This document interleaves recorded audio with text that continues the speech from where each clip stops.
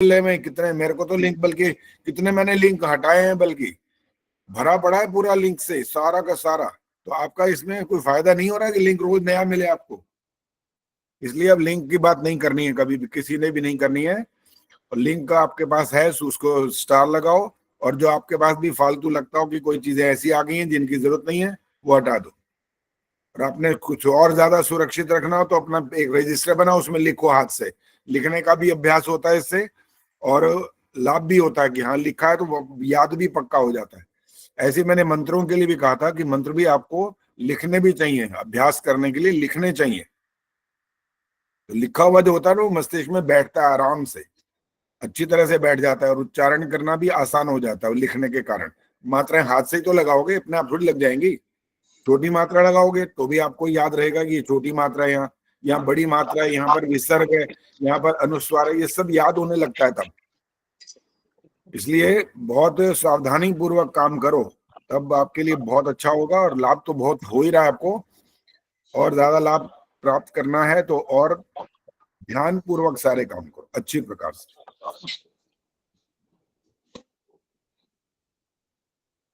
अच्छा जी, अब कितने लोग आए हैं? 12, 13 और अच्छा 20 हो गए टोटल। हाँ देख लिए मैंने, आदर्श देख लिए, 20 हैं टोटल। और मंत्र पाठ के लिए देखे चुने, पहले मंत्र पाठ करके फिर आगे शुरू करते हैं बात। अब परीक्षा तो खत्म हो गई, रिजल्ट आपको मिल चुका है। अब परीक्षा किसी की नहीं ली जाएगी, वो तो खत्म की बात। अब आगे की परीक्षा की बात जो थी वो चंदा सचदेवा जी ने बता दिया था पिछली बार कि अब जो परीक्षा होनी है वो किसकी है, सुषमा बताएंगे, सुषमा सरदाना किसकी परीक्षा। यज्ञ का जो 5वां बचा है उसकी अंतिम भाग, अंतिम 25 अंक के 5 भाग हैं, तो 125 में से नंबर मिल रहे हैं। और अब तक आपको जो नंबर मिले हैं वो 100 में से मिल चुके हैं। अब 25 और हैं, 125 में होंगे, और परिणाम 125 वाला ही आएगा, प्रथम द्वितीय तृतीय और सांत्वना वाले। और कई बार वो आप लोग में से कोई ऐसा जल्दबाजी भी करता है कि ये वाले डाल दिए, प्रथम द्वितीय तृतीय और सांत्वना वाले, अब हमारे बाकियों के भी नंबर बताओ। इतनी जल्दी क्यों बच जाती है भैया कोई? और बाकी कितने होते हैं मालूम है? पुरस्कार वाले तो 8, 10, 12 निकल आए, और 60 से ऊपर लोग हैं, तो बाकियों का ढूंढना मजाक थोड़ी है। और वो भी मैं क्रम से डालता हूँ, कोई 5वां नंबर, कोई 50वां नंबर, कोई 38वां नंबर, कोई 41वां नंबर। अरे ढूंढ ढूंढ के पागल हो जाता है इंसान को भाई। फिर ये भी ना हो कि कोई छूट जाए, कोई छूट जाए तो आप अपने आप बताते हो भाई हमारे तो बता दो। फिर ऐसा भी करना पड़ता है, क्योंकि भाई सब निशान लगा लगा के करना पड़ता है काम। हाँ नमस्ते जी, बहुत मुश्किल होता है ये काम, आसान नहीं होता है, इसलिए थोड़ा धैर्य रखा करो। और वैसे तो प्रथम द्वितीय तृतीय और सांत्वना वालों के नाम आगे से ये एक प्रकार से कह रहे हैं छपेंगे, ये छप रहे हैं एक तरह से। बाकियों के नाम अब छपेंगे भी नहीं, बाकियों के नाम यहाँ से बताए जाएंगे, आप अपने आप नोट कर लेना। तो मेरा काम बढ़ाओ मत ना, मेरा ही बढ़ाते जा रहे हो कि आप ये भी करो वो भी करो, तो मैं तो कर ही रहा हूँ इतने दिनों से। तो काम बहुत ज्यादा नहीं होना चाहिए, बल्कि अब इतने सारे पढ़ाने पढ़ाने के बहुत सारे काम बचे हुए हैं, उनमें भी तो ध्यान लगाना है अभी। तो इसलिए ये ज्यादा महत्वपूर्ण नहीं है, महत्वपूर्ण ये है कि जो जो पुरस्कृत हैं उनका नाम आना चाहिए बस। बाकियों का तो यहाँ से आपको बता दिया जाएगा, आप अपने आप नोट करो कि आपके कितने अंक आपको मिल चुके हैं। चलिए आज मंत्र पाठ कौन करेगा? अपने आप हाथ खड़ा हो। रवि वाला जी नमस्ते, हो गए देख लिया, कौन करेगा? आचार्य जी क्या करूं? है कौन बोला? सुमन सूद। सुमन सूद दिखाई तो दे नहीं रही है, कहाँ है? दिखाई दोगे तो फिर तो बात सुनी जाएगी। सुशीला ठाकुर नमस्ते कर दी मैंने। हाँ वीडियो खुला है मेरा आचार्य जी। सुमन सूद ने बोला ये वाली बात? हाँ जी हाँ जी। अच्छा फिर नियम बताया आपको? नहीं मुझे मालूम नहीं है। तो सुन लो नियम। नियम ये होता है कि एक भी अशुद्धि हुई तो 500 रुपए दान करने पड़ते हैं। अच्छा जी। मेरे को नहीं करने पड़ते, मैं दान नहीं लेता। हाँ जी। ये आर्य समाज में करने पड़ते हैं या किसी गुरुकुल में देने पड़ते हैं, और फिर रसीद भेजनी पड़ती है मंत्रोदय पर। अच्छा जी। और ये 500 रुपए कम से कम है, 11,000 दो तो आपकी और अच्छी बात है, ताकि वो गुरुकुल का कोई लाभ भी हो जाए, आर्य समाज का भी, वो आपकी स्वतंत्रता है। 500 कम से कम है ये। अच्छा जी। अब ये एक आपको और सुविधा दे रहे हैं, बाकियों को भी दे रखी है, आपके लिए स्पेशल नहीं हो रही है। मंत्र देख करके भी बोल सकते हैं आप, याद करने वाली बात भी नहीं यहाँ पर। और ठीक है जी। इसीलिए कहा गया है कि अगर फिर भी गलती हुई तो 500 रुपए वाला जो दंड और एक प्रकार से दान व्यवस्था है वो लागू हो जाती है। ठीक है हाँ जी, जी। बोलो। तो हाँ बताओ जी, अब ठीक है जी। आप कौन सा मंत्र बोलोगे, बोलो। ये अग्निर्ज्योतिर्ज्योतिर। अच्छा, ये सायंकाल वाला बोलोगे। चलिए ठीक है, करिए, शुरू करिए। ओम अग्निर्ज्योतिर्ज्योतिरग्निः स्वाहा। ओम अग्निर्वर्चो ज्योतिर्वर्चः स्वाहा। ओम अग्निर्ज्योतिर्ज्योतिरग्निः स्वाहा। ओम सजुर्देवेन सवित्रा सजुरात्रेन्द्रवत्या जुषानो अग्निर्वेतु स्वाहा। बस ये आगे नहीं बोला, हो गया आपके बड़े 4 मंत्र आपने सुना दिए। और जो आपने तीसरा मंत्र सुनाया, इसके लिए नियम क्या होता है?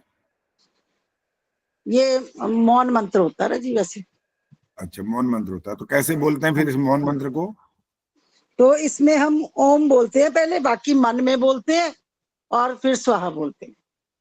लेकिन आर्य समाजों में और घरों में सब करते क्या है, यूं करते हैं, तीसरे मंत्र की जगह ओम स्वाहा, बस शुरू हो जाता है उनका। वो हाँ, वो बाकी करते हैं ऐसा, बिल्कुल बोलता बोलता सही कोई बोलते नहीं है। वो सर उन्होंने सोचा है कि ये मौन मंत्र है तो मन में, बस मन में है क्या? अरे मन में पढ़ना तो होता है ना हैं। फिर बढ़ना भी। है। हाँ जी, हाँ जी। ज्यादातर पढ़ते नहीं है, वो अशुद्धि हो जाती है, वो गलती कहलाती है। उसका भी हाँ जी, अभ्यास सबको ठीक करना चाहिए, ताकि जो नियम है, नियम का पालन होता रहे। बस अपना ठीक है घर का जी। राज्य नहीं बनाना है बस। हाँ ठीक है, जी, आपने अच्छे बोले, मतलब बहुत अच्छे बोले हैं। बाकी कहीं कहीं ऐसा जो लय जिसको हम बोलते हैं, उसमें अभी थोड़ा और सुधार करने की जरूरत है। अभी लय ऐसी होनी ठीक है। चाहिए कि वो रुकना बीच में इस प्रकार से ऐसी ऐसा ना नजर आए। वो क्रम बड़ा अच्छा होना चाहिए। बाकी लगभग ठीक है आपका। ठीक है, धन्यवाद जी। हाँ, धन्यवाद जी। अच्छा जी, अब 40 लोग हो गए और परीक्षा का परिणाम भी आपको मिल गया। 11वें समोल्लास का प्रश्न संख्या 1 से 25 तक का। और इसके बाद 26 से 50 की जब परीक्षा होगी वो आपको बता देंगे। और तैयारी आप साथ साथ शुरू करिए। और अभी आज जो बात कर रहे हैं वो भजन की बात कर रहे हैं, जो भजन आपको लिख करके मैंने भेजे हैं। 2 भजन लिख के आपको भेजे हुए हैं, तीसरा भजन और लिख चुके हैं, वो भी मैंने 15 अगस्त को लिख लिया था, वो भी भेजेंगे। और ये तीनों भजनों का भी एक एक करके ट्रैक बना करके आपको देंगे। और उस पर फिर आपकी भजन गायन प्रतियोगिता होगी। जो ट्रैक इससे नहीं गाएगा वो प्रतियोगिता में शामिल नहीं होगा। ट्रैक का कारण ये है कि इससे आपको ये समझ में आती है बात कि स्वर कैसे मिलाना होता है। संगीत में जो ताल और रिदम जिसको बोलते हैं, वो कैसे इसको उस फिट बैठाना होता है, ये अभ्यास कराने के लिए हो रहा है। एक प्रकार से संगीत सिखाना ही होता है, थोड़ा थोड़ा। बहुत ज्यादा संगीत सिखाना नहीं होता, लेकिन फिर भी कुछ ना कुछ संगीत का अभ्यास कराने के लिए ये वाली कार्यक्रम लगाया हुआ है। अब मेरे पास जितने नाम आपने जो नाम आए हैं, 27 नाम आए हैं इन भजनों की धुन बताने के लिए। पहला भजन भेजा था वंदन ऋषि का, देव गुरु का, करते बारंबार हम तो ऋणी हैं महान ऋषि के। ऋषि वंदन का जो भी भजन लिखा था मैंने तो अपने मन में एक धुन सोची थी, उसके हिसाब से मैंने इसको लिखा था। अब आप में से एक ने भी ये वाली धुन जो मैंने सोची है वो आपने नहीं डाली है। आपने और धुनें बताई हैं। अब सुनिए क्या क्या है। 9 जनों ने, इनमें से 9 जनों ने एक ही धुन बताई है। कोई बता सकता है वो कौन सी धुन है? जहाँ फिल्म वाला? डाले बाल पर सोने की चिड़िया करती है बसेरा। ये वाला नहीं है। ये नहीं है। ये चलो नहीं। ठीक है। और बताओ, जो 9 जनों ने एक ही लिखा है, एक ही उस गाने मात का जो पिता गुरु प्रभु चरणों में दंडवत बारंबार। नहीं, ये वाला भी नहीं है। जो फिल्म वाले जो शब्द है ना, वो वाले बताने हैं अभी आपको। फिर उसके बाद चाहे कितने भजन किसी पे बने, वो बनते रहे, कोई बात नहीं, बन ही जाते हैं।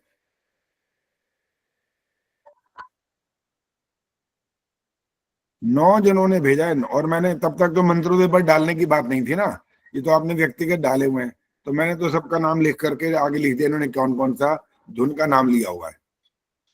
हाँ विनय प्रभा जी, आपने भी डाला है, कोई धुन बताइए, माइक ऑन करके बोला करो, ये भूल जाते हो, बोलो। हाँ नमस्ते आचार्य जी। आचार्य जी मेरे को संगीत के बारे में थोड़ा सा शौक बहुत है, लेकिन पता कम चलता है, इसलिए नहीं डाल पाई मैं। उसने नहीं डाला, ठीक है। और अलका रावल बताएंगे इन्होंने कौन सी डाली थी। नहीं आचार्य जी, मैंने भी नहीं डाली थी, क्योंकि मेरा भी वही आंसर है जो विनय प्रभा जी का है। मैं भी कोशिश अच्छा। करती हूँ गाने की, पर है नहीं ऐसा। अच्छा, अलका रावल ने भी नहीं डाली है। आचार्य जी, हाँ जी। देख तेरे संसार की हालत क्या हो गई इंसान।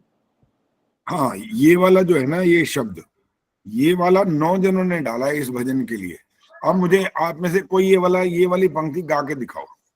इसी भजन को गाना है, वो देख तेरे ये वाला नहीं है बोलना। आप बोलना कौन सा है, वंदन ऋषि का, ये गा के दिखाओ। कौन गा के दिखाएगा।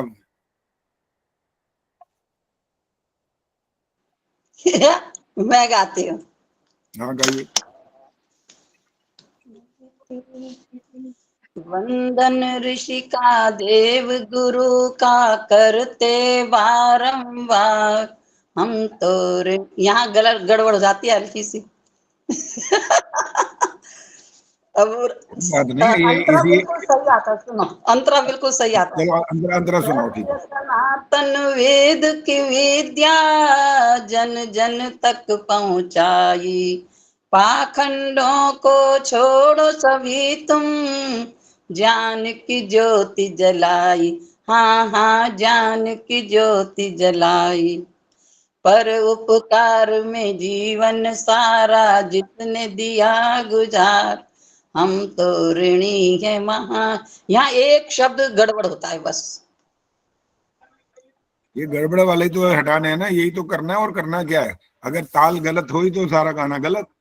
आप जो जितने बच्चों को आपने सुना होगा वो स्टार वाले में है, कितना बढ़िया गाना गाते थे तो बच्चे 5-7 साल का, कोई 8-9 साल, 1-2 12-13 साल के भी थे, कितना बढ़िया गाते थे, कोई ताल गलत नहीं करते थे, पूरे स्वर में गाते थे। और जैसे तो बड़े बड़े भी नहीं गा सकते, इतना अच्छा वो आचार्य गाते जी ये भी लाइन ठीक है, हम कौन सी है तो बोलो? ऋणी है महान ऋषि के, वंदन ऋषि का देव गुरु का करते बारंबार, हम तो ऋणी है महान ऋषि के।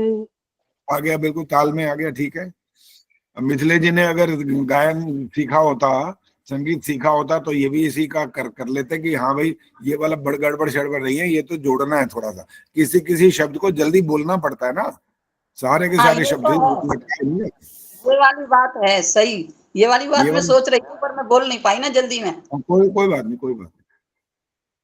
अच्छा, अब ये जो आपने 9 जनों ने ये वाला बोला, अब एक ने लिखा है जरा सामने तो आओ चलिए।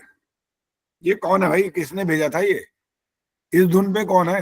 अच्छा यही है, उर्मिला है, बताओ, कमाल हो गया ये तो। गा के तो ये वाला आचार्य जी सुना। भेज तो दिया था, बाद में सोचा ये तो गलत है। ये तो गलत हो गया। चलो ये छोड़ो, इसके बाद है पंख होते तो उड़ाती रहे। ये है कौन, पटियाला वाली, क्या नाम इनका, नीरजा। नीरजा आई है आज।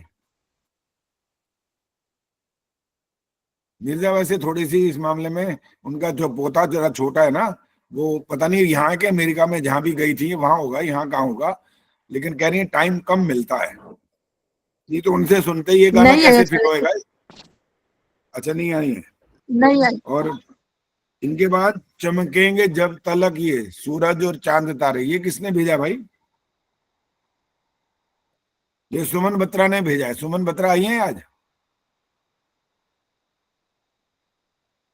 सुमन बत्रा भी दिखाई नहीं दे रही है। और एक लिखा है जहां डाल डाल पर, यही है, ये मिथिलेश ही है ना मेरे ख्याल तो। जी मैं ही हूँ। हाँ आप ही हो, तो ये वाला गा के दिखाओ इस पे जरा। ये तो मुझे किसी जहां ने डाल बताया था गा करके, मैंने कहा यही होगा, मैंने खुद नहीं गाया। अच्छा होगा करते ही बस भेज दिया फटाफट, आगे कोई जरूरत नहीं है उसको फिट करने की। मैंने कोशिश की, उन्होंने मुझे गा के सुनाया तो मैंने कहा यही है। अच्छा यही है, तो गा के आप भी सुनाओ थोड़ा सा, देखो बनता है काम कि नहीं बनता इसमें। मेरे को वो गाना ही कम आता है। और किसी को आता है तो भाई गा के दिखाओ।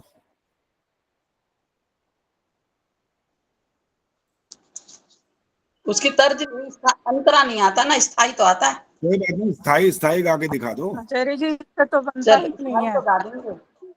जहाँ ठीक है, डाल डाल पर सोने, इसको इसको गाऊं या उसको गाऊं?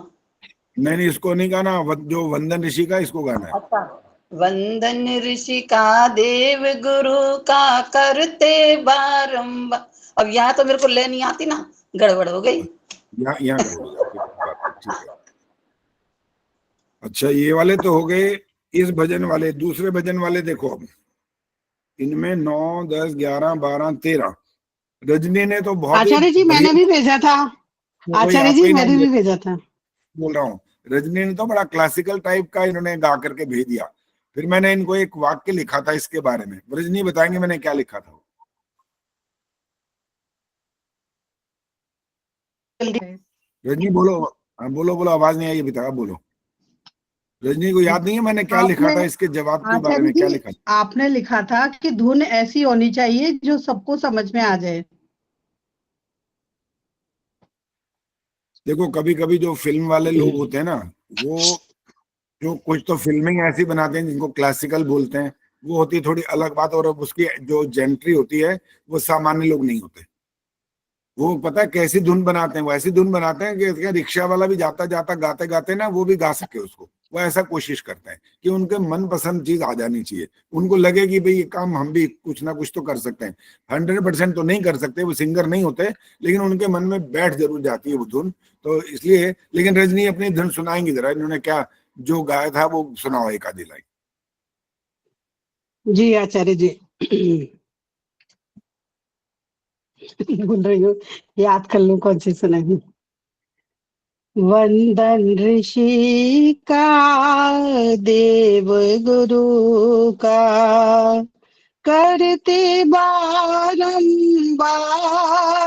हम तो ऋणी है महान ऋषि के।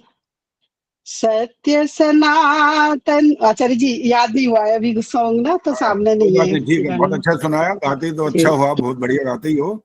और ये तो ऐसा भजन आपने जिस तरह से गाया है ना, ये तो ऐसे लगता है आंख बंद कर लो और आराम से ऐसे सुनते रहो कि मग्न हो जाओ, ये ऐसा वाला है भजन।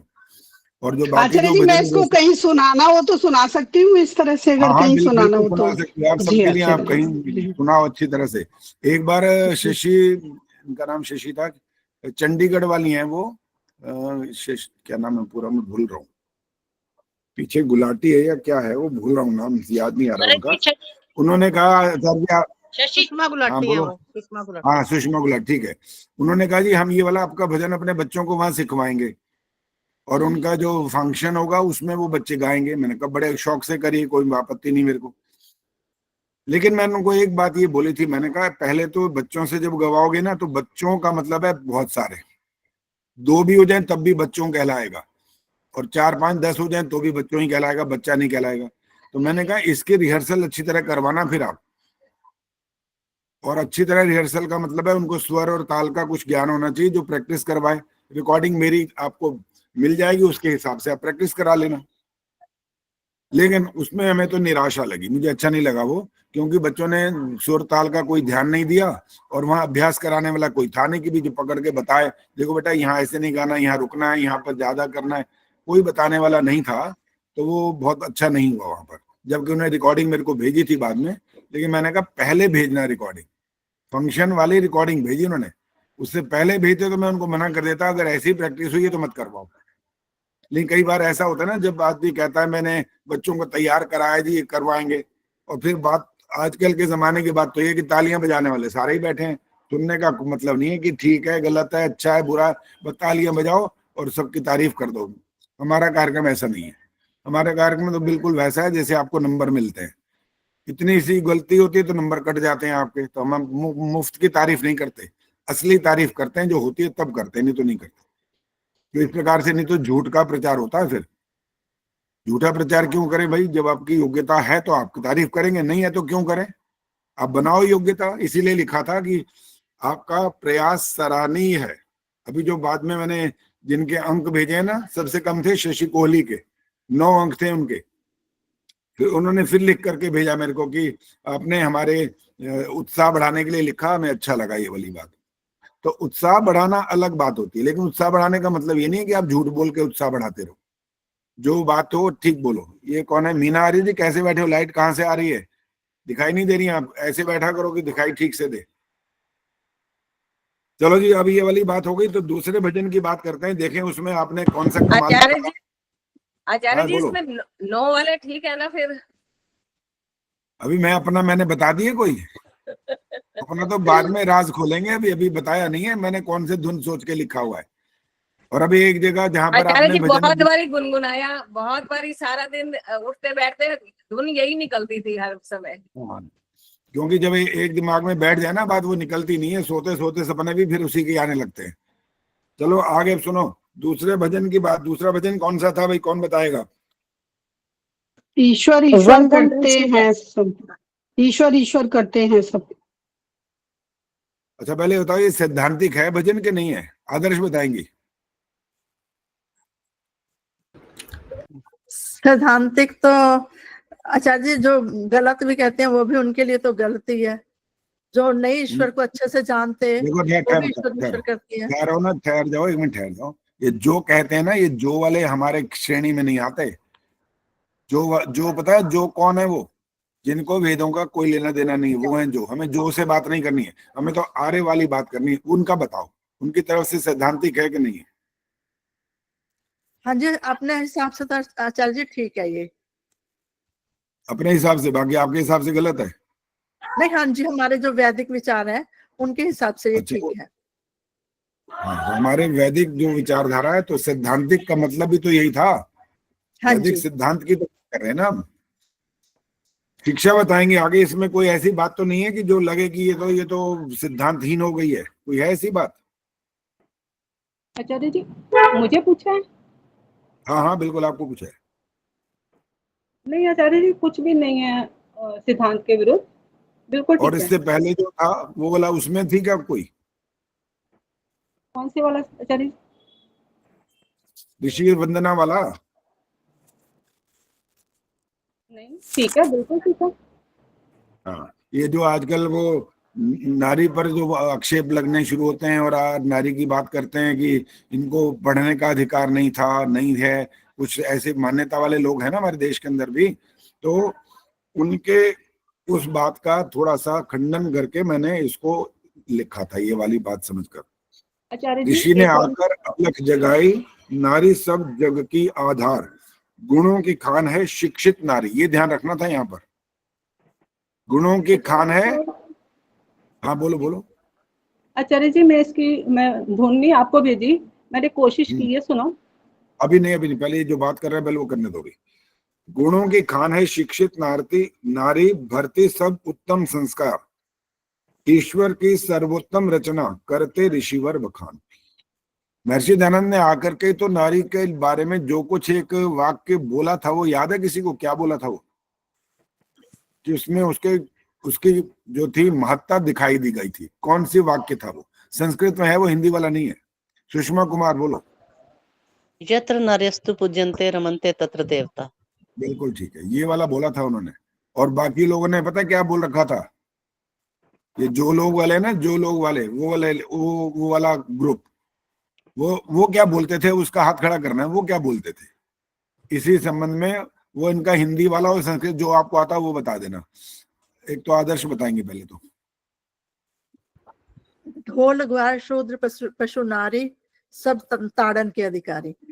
ये सब ताड़न के अधिकारी। ढोल गंवार शूद्र पशु नारी, इतने सारे नाम गिना दिए उन्होंने। कहा ढोल को पीटो, ढोल गंवार शूद्र पशु नारी, ये भी डाल दिया इसमें। अच्छा, ये लेखक कौन है इसके? ये जो पंक्ति बोली गई है, इंदिरा आहूजा जी बताएंगे। बात नहीं, बोलना नहीं है, बिना पूछे बोलना नहीं है। इंदिरा आहूजा जी माइक बंद करो, आनी शुरू हो गई। विनय प्रभा जी माइक बंद करो। हाँ, बिना पूछे माइक ऑन मत करिए। इंदिरा जी बोलो। तुलसीदास जी। अब उन्होंने जो ये लिखा था, ये ऐसा लिखा क्यों? आचार्य जी एक और भी तो बोला जाता है ना कि नारी नर्क का द्वार है। एक ये भी तो लाइन बोली जाती है। हाँ, ये भी बोला जाता है। हाँ, प्रेमन जी बोलो आगे क्या बोला जाता है और नारी के बारे में। आचार्य जी, ये जो कहते हैं ना ढोल गवार शूद्र पशु नारी, ये सब ताड़न के अधिकारी। यहाँ ताड़न का मतलब पीटना नहीं है, ये ताड़न का मतलब है उन पे निगाह रखना। बिल्कुल ठीक है, बिल्कुल ताड़ना चाहिए, यानी उनका ध्यान रखना चाहिए। अच्छा, ये महर्षि दयानंद ने सत्यार्थ प्रकाश में लिखा है, वहां पर ताड़न का क्या क्या अर्थ है? वहां पर उन तो ताड़ना लिखी हुई है बाकायदा, वहां क्या अर्थ है? इन पर नजर रखनी चाहिए। और एक सामान्य, मेरी बात सुन लो पहले पूरी। एक सामान्य व्यक्ति जो कोई इतना गूढ़ विद्वान नहीं होता, साधारण व्यक्ति होता है, और जिनकी जनता इन बातों को सुनती है, वो तो वैसे ही ऐसे होते हैं तो झोला उठा करके चल पड़ते हैं। ज्यादातर पंडाल में भरे होते हैं लाखों की संख्या में। वो जब ये वाला वाक्य सुनते हैं, वो ताड़न का अर्थ ये निकालेंगे कि इन पर क्या रखना चाहिए, ये अर्थ कैसे निकाल लेंगे फिर? ताड़न का ये अर्थ नहीं। वहाँ तो कवि की जो कल्पना हो सकती है, इन पर निगाह रखनी चाहिए, ध्यान रखना चाहिए। एक मिनट और रुको। ढोल, ठहरो, ढोल पर ताड़न का क्या अर्थ निकालेंगे जो आप बोले, उसको सिद्ध करो, क्या चीज होगी वहां? निगाह रखनी चाहिए का मतलब उसको ठीक रखना चाहिए। अगर उसके वो ढीला पड़ गया, कुछ हो गया, तो उसको कसना चाहिए, तभी वो उसके काम करेगा। उसको कसते हैं ना उसके जो साइड्स पे। गमार पर क्या निगाह रखेंगे मतलब? तो गवार है, कोई किसी को नाश न, किसी का दुख ना दे सके, तो उस पर निगाह रखोगे तभी ना, नहीं तो दुख देगा किसी को। वैसे तो किसी भी बात का कोई भी अर्थ निकालते जाओ ना, वो निकल आएगा फिर। हाँ, मैं मतलब मुझे जो समझ आया, अगर हमने अपनी बात को सिद्ध करना हो ना, तो हम कहेंगे इसका यही मतलब होता है, वो फिर वो निकल आएगा। हाँ, कौन बोला? बोलो। हाँ, लोगों ने अपनी तुलसीदास जी को सही बताने के लिए कुछ लोगों ने इस बात को प्रचलित कर दिया कि ये इसका मतलब ये है। कुछ पौराणिक विद्वानों ने इस बात को इस तरह से कोशिश की है कहने की कि तुलसीदास जी सही है और ताड़न का मतलब ये है, जो कि बात ये कह रहे हैं बहन जी। इंटरप्रेट करते हैं गलत, जबकि ऐसा नहीं है। कैमरा ऑन करके बोला करो, ठीक है जी सुमन जी? कैमरा ऑन करके बोला करो जो बोलना हो, और जो कैमरा ऑन नहीं करता वो नहीं बोल सकता। उसको बोलने का फिर हम ठीक है। देखिए, जब ढोल, जो इसको आप कहोगे इस पर निगाह रखनी चाहिए, निगाह का कोई संबंध नहीं है यहाँ पर। निगाह तो हर बात पर रखनी चाहिए। कोई दुनिया की कौन सी ऐसी चीज है जिस पर आप बच्चों पर निगाह नहीं रखोगे क्या? लेकिन जब वो गलत करेंगे तो आप केवल निगाह नहीं रख सकते, ताड़न करोगे उनका। पता है क्या लिखा है यहाँ पर? सत्यार्थ प्रकाश में लिखा हुआ है। हमारा बड़ा बेटा जो डॉक्टर है इस समय, उसने बोला था ये वाला श्लोक वहां पर। याद कर रहा हूँ कौन सा श्लोक था। माता पिता वो किसके समान है? विष पिलाने के समान, जो विष पिलाते हैं बच्चों को, ऐसा। हाँ जी, हाँ जी। जो उनके ताड़ना करते हैं ना, वो विष पिला रहे हैं बच्चों को। हाँ जी। तो ताड़ना का रखना कहाँ हुआ? दंड की और बताओ, दंड व्यवस्था होती नहीं थी क्या? और संसार में अगर दंड व्यवस्था बंद हो जाए ना, तो हाहाकार मच जाएगा तुरंत। दंड व्यवस्था के कारण ही दुनिया चलती है। और जिसको, जैसे आप परीक्षा की बात करो, परीक्षा में नंबर नहीं मिले, आपने जो गलती की, तो दंड तो है वो, और क्या है वो? इनाम थोड़ी है वो। निगाह रखना थोड़ी है फिर वो। निगाह तो नहीं कह सकते ना ताड़ना को, वहां पर दंड तो है बकायदा। तो इसलिए जो भी महर्षि दयानंद ने आकर के ये काम किया ना, ऐसा काम तो और दुनिया में कोई कर ही नहीं सका। उन्होंने आकर के स्त्रियों को पैर की जूती भी बोलते थे। एक ऐसा वाक्य भी बोला जाता है, पता है? पैर की जूती मानते थे उसको। हाँ जी, हाँ जी। सारा भार इस पे चढ़ा दो, बस इसका कोई लेना देना नहीं है, कुछ और काम नहीं करती है। यत्र नार्यस्तु पूज्यन्ते रमन्ते तत्र देवता, वो उन्होंने इसलिए बोला था। और हमने इसीलिए यहाँ पर लिखा था, ये गुणों की खान है शिक्षित नारी। शिक्षित नहीं होगी तो कुछ नहीं कर सकती फिर वो। सिर्फ उसका काम ये होगा कि वो अपना खाना बनाएगी, ये करेगी, वो करेगी, ये वाला काम कर सकती है। शिक्षा देने का पहला कर्तव्य माँ का होता है सबसे पहले। अलका बताएंगे वो वाला संस्कृत में क्या वाक्य है, वो जो सबसे पहले शिक्षा जो माँ देती है, वो उसका वाक्य पता है आपको? माता निर्माता भवती। हाँ, निर्माण करने वाली वही माँ होती है सबसे पहले। और पिता भवतु मंत्रदा। आचार्य जी, वो स्वामी जी ने लिखा है कि ताड़न करना चाहिए 5 साल के बाद बालक का, और लाड़न करना चाहिए 5 साल तक बच्चे का। तो ताड़न इसी रूप में है कि प्यार पूर्वक अनुशासन में उनको थोड़ा सख्ती से और यहाँ करना चाहिए। आगे आगे वाक्य अगर आपने पढ़ा नहीं है तो मैं बताता हूँ, वहां लिखा है कि ऐसा ताड़न ना करेंगे अंग भंग हो जाए। अब इसका क्या अर्थ निकला? इसका अर्थ क्या निकला ताड़न का?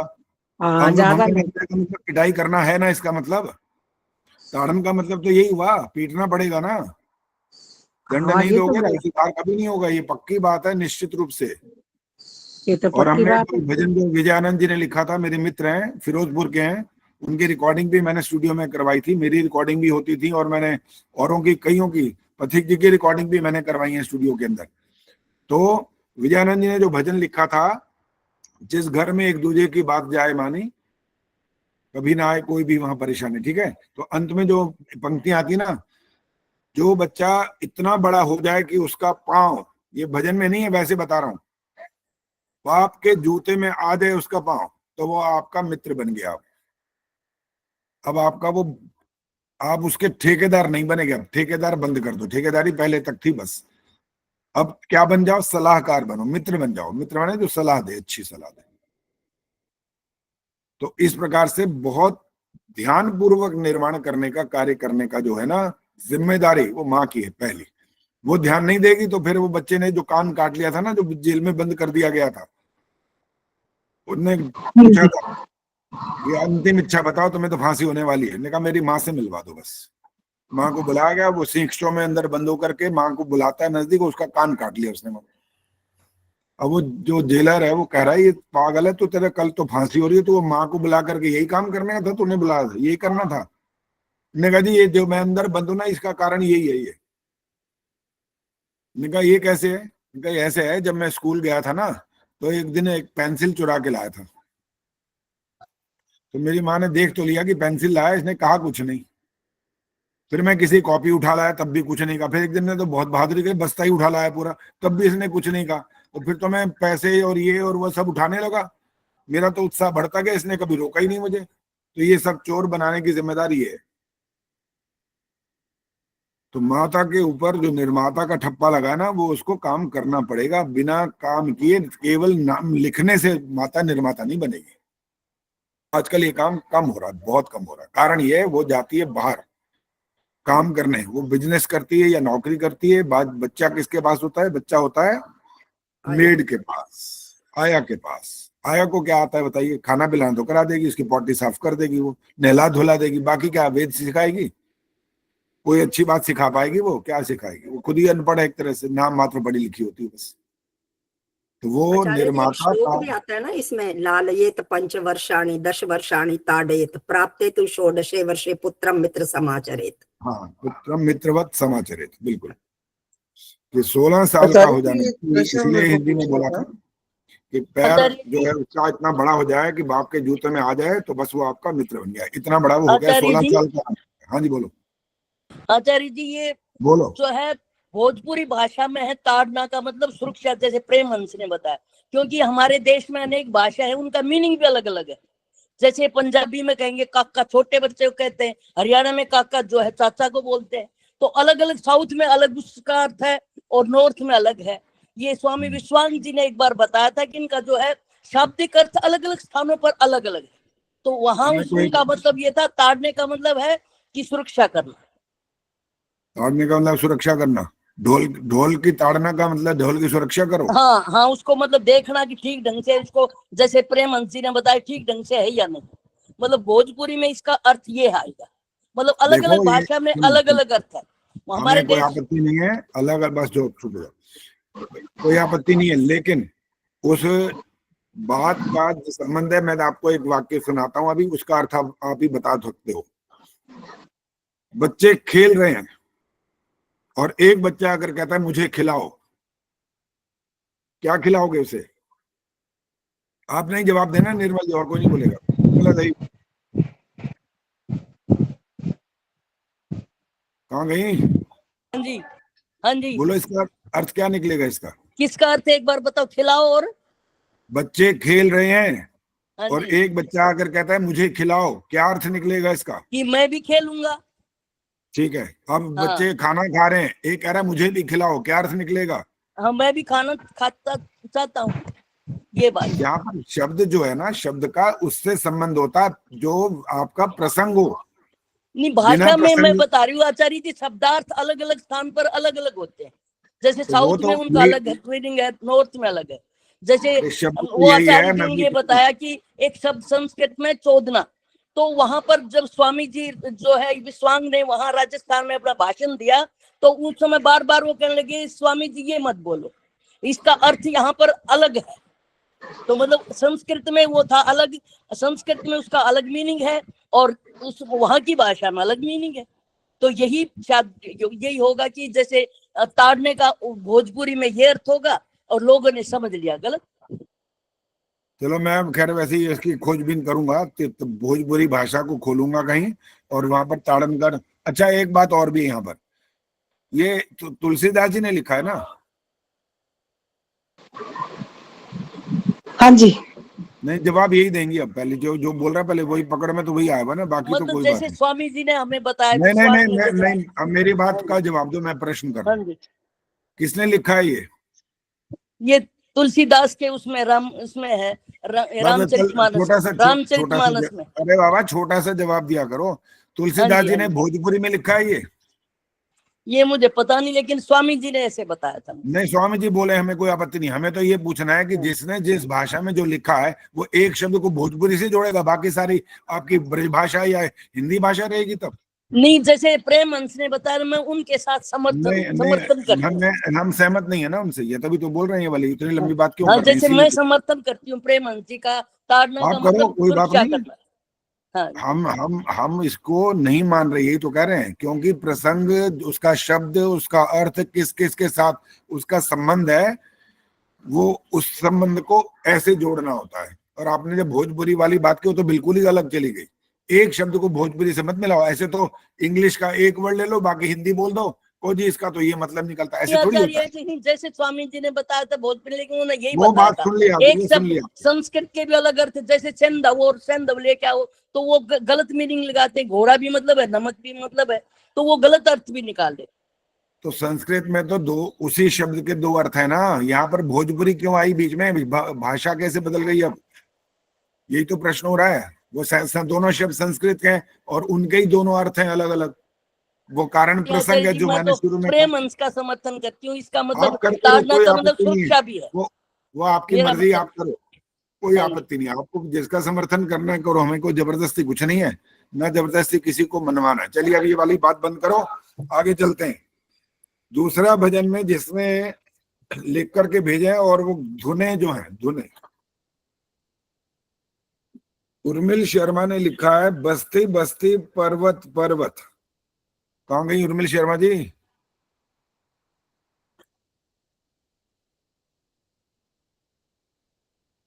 सविता शर्मा ने लिखा है, आओ बच्चों तुम्हें दिखाएं। उर्मिल हाँ शर्मा, जी आचार्य जी, ये वाला फिट बैठता है इस पर जो आपने लिखा है, ये वाला? मेरे को बोल रहे हो? हाँ हाँ, उर्मिल शर्मा को बोल रहा हूँ। हाँ जी, मैंने तो गा के भी भेजा। अच्छा, ये गा के सुनाओ थोड़ा सा फिर। बस्ती बस्ती ये नहीं, ये पर्वत नहीं, ये नहीं, पर्वत। हाँ जी, नहीं ये नहीं सुनना, भजन अच्छा सुनना। अच्छा अच्छा, ठीक है, अभी गाती हूँ आचार्य जी। करो, ईश्वर यार ईश्वर आपको निकाल के इन्होंने करते भेज रखे। हैं सब, पाया न उसका पारावार, पाया न उसका पारावार। आचार्य जी भूल गई, रुको एक मिनट। ईश्वर ईश्वर करते हैं सब, पाया न उसका पारावार, पाया न उसका पारावार। कण कण में है समाया हुआ, जो लेता नहीं कभी अवतार, लेता नहीं कभी अवतार। अंतरा भी आता है, अंतरा? आना जाना जाना आना, जन्म मरण का है आधार, दुष्ट जनों का क्षण भर में जो कर सकता उनका संहार।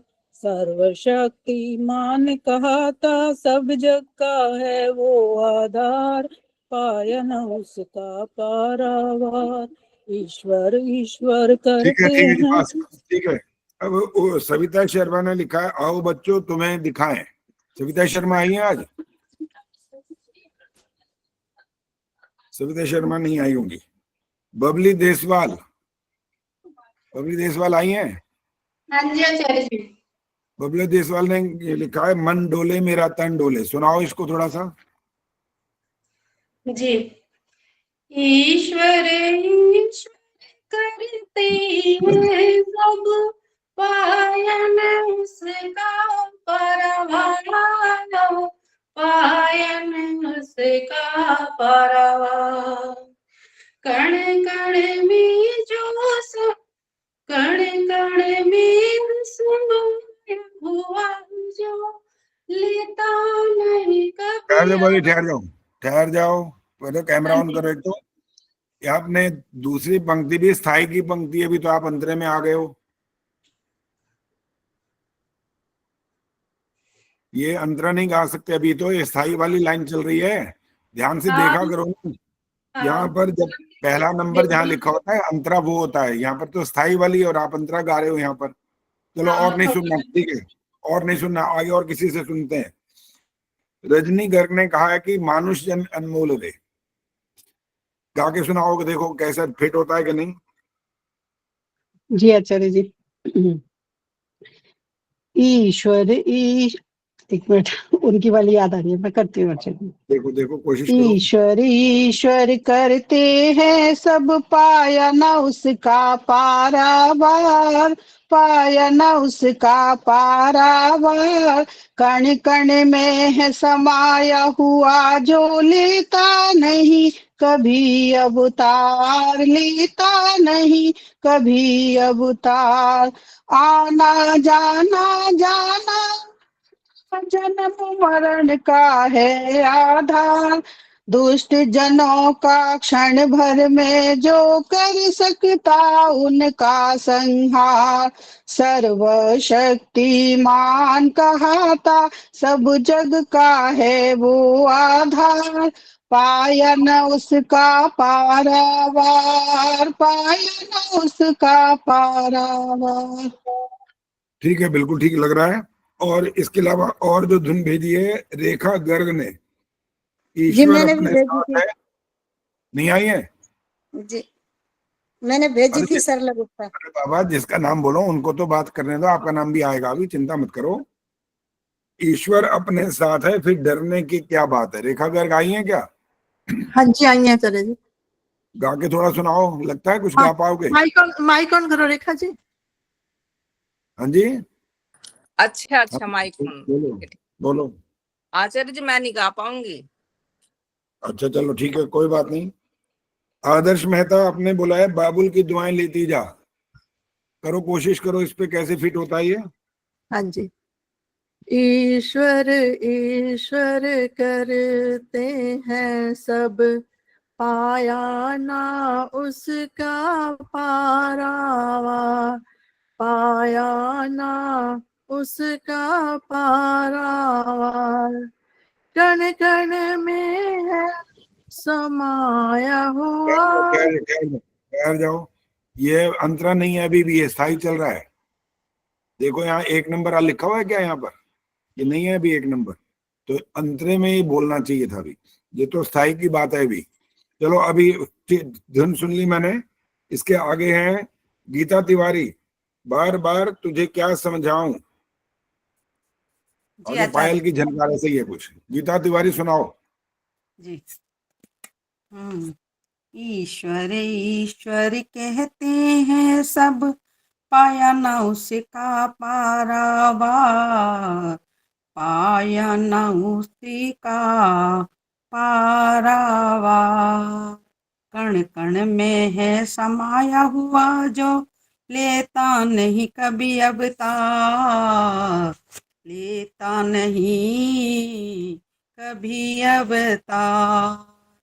आना जाना जाना आना, जन्म मरण का है आधार, दुष्ट जनों का क्षण भर में जो कर सकता उनका संहार। बस, और नहीं सुनाना, ठीक है ठीक है। इसके बाद है मिथिलेश ने जहां डाल डाल पर बोला था उन्होंने कह दिया। और सरला गुप्ता ने लिखा है फूल तुम्हें भेजा है खत में। सरला गुप्ता जी सुनाओ अब। जी नमस्ते आचार्य जी। नमस्ते। ईश्वर ईश्वर करते हैं सब, पाया न उसका पारावार, पाया न उसका पारावार। कण कण में है समाया हुआ जो, लेता नहीं कभी अवतार, लेता नहीं कभी अवतार। आना जाना जाना आना, जन्म मरण का है आधार। दुष्ट जनों का क्षण भर में जो कर सकता उनका संहार। सर्वशक्तिमान कहाता सब जग का है वो आधार, पाया न उसका पारावार। ठीक है जी, धन्यवाद। बाजी और नहीं सुनाओ। इनके बाद और जो नाम है सरला गुप्ता ने भी एक और देख तेरे इंसान वाला भी लिखा था ना आपने? हाँ जी, दोनों भेजा था। ठीक है। सोनिया चौहान आई है क्या आज?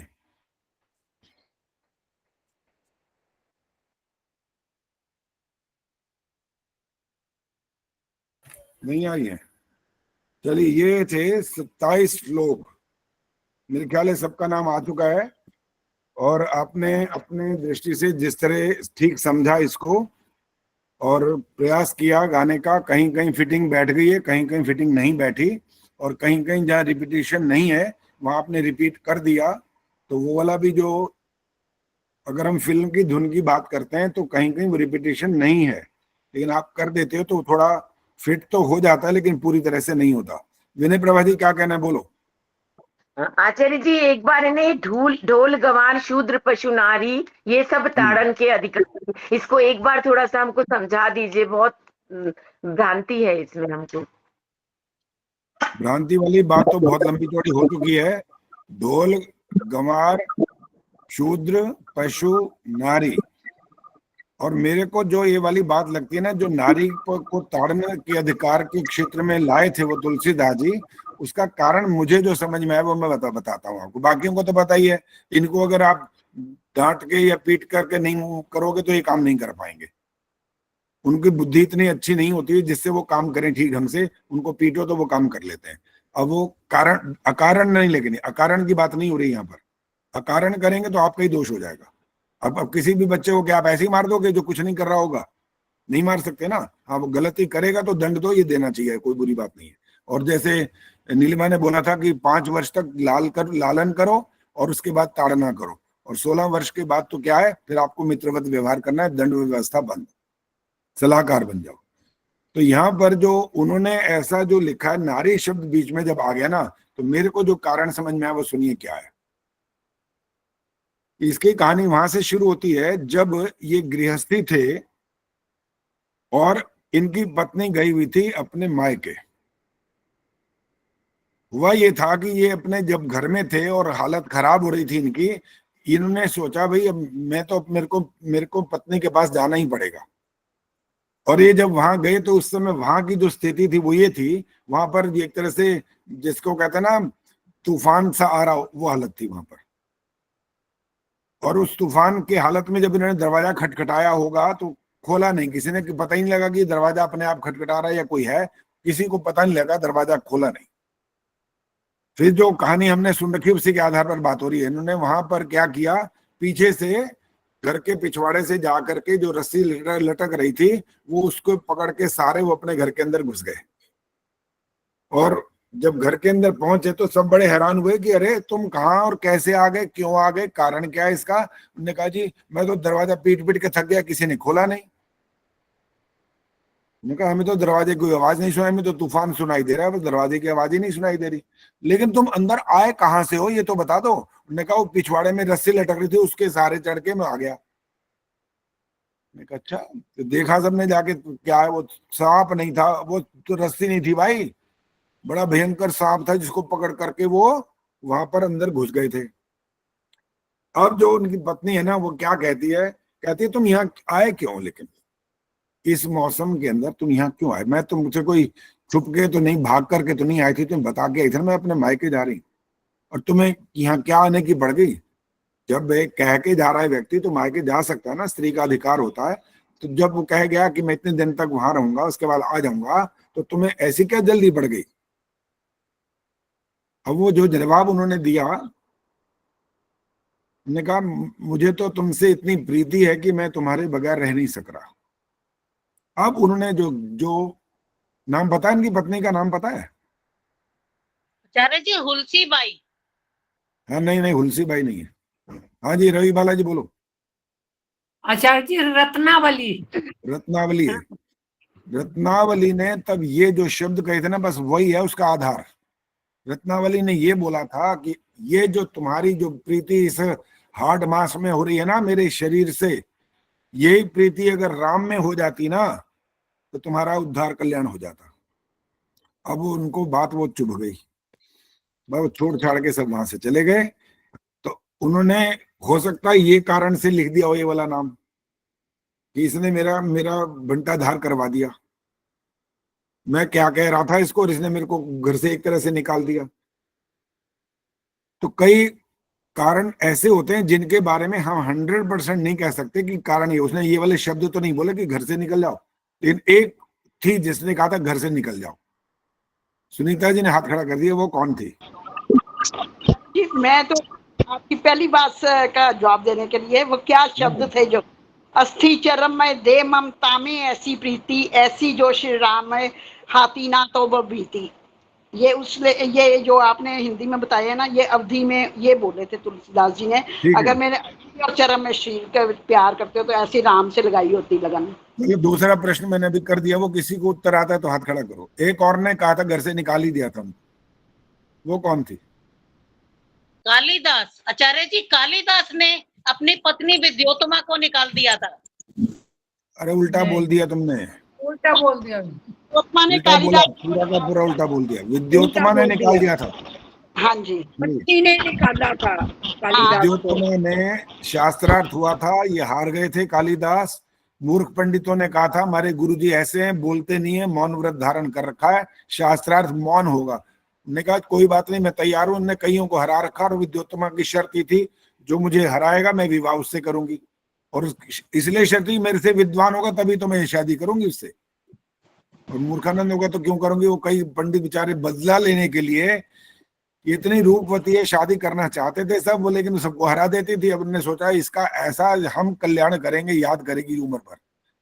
उन्होंने ऐसा जब जाके देखा तो वो पेड़ की शाखा पर बैठा है, उसी को ही काट रहा है वो। उनने नीचे से खड़े होकर भाई वो क्या कर रहे हो तुम? कहने लगा जी ऐसा है कि मैं पेड़ पे चढ़ना जानता था, उतरना नहीं जानता, तो मैं क्या कर रहा हूँ, ये काट रहा हूँ, ये नीचे आएगी तो मैं भी नीचे आ जाऊंगा। उनका ये सबसे बड़ा पंडित तो यही है, चल बेटे आज। तो उसको जो आराम से नीचे उतार लिया। उन्होंने कहा भाई एक बात बता, तो शादी करेगा? हाँ ले शादी क्यों नहीं करूंगा, शादी करूंगा। उन्होंने कहा फिर एक शर्त है हमारी, बस वो ध्यान रखना है। क्या?